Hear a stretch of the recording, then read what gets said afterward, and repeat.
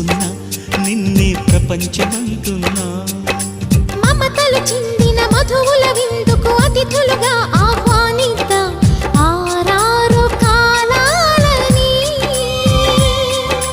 అలలకు అందని జాబిలిని వెన్నెల వానగదించుకొని గెలిచే సంద్రంలా సంతోషం పొంగిపోయి